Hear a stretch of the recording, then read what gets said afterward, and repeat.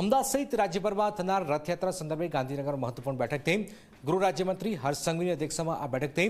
અમદાવાદ શહેર police commissioner J S. Malik, JCP crime Sharad Singhal, DCP Ajit રાંજીયન, ગૃહ સચિવ અને ડીજીપી નિપુણા તોરવણે પણ બેઠકમાં હાજર રહ્યા હતા। હિતલ વર્ષે જોડે ચિતલ, ખાસ આજે આ રથયાત્રા લઈને બેઠક થઈ છે, શું બેઠકમાં ચર્ચા થઈ છે?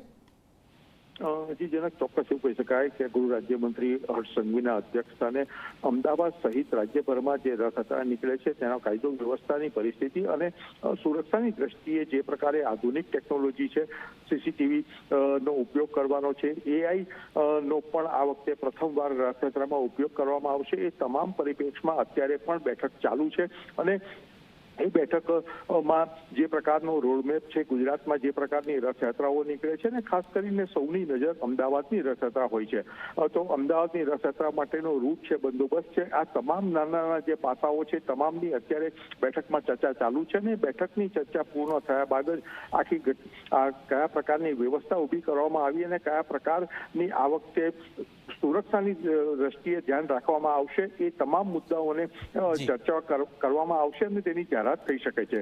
બિલકુલ સ્વાભાવિક છે કે આ વખતેની જનક ખાસ એક મહત્વની મુદ્દો એ છે કે આ વખતેની રથયાત્રા છે ઓપરેશન સિંદૂર પછીની પ્રથમ રથયાત્રા નીકળી રહી છે, એટલે એટલા માટે પણ બંદોબસ્ત ચુસ્ત રાખવાની કવાયત હાથ ધરવામાં આવી છે। બિલકુલ, આ ખૂબ જ મહત્વપૂર્ણ જાણકારી આપી રહ્યા છે।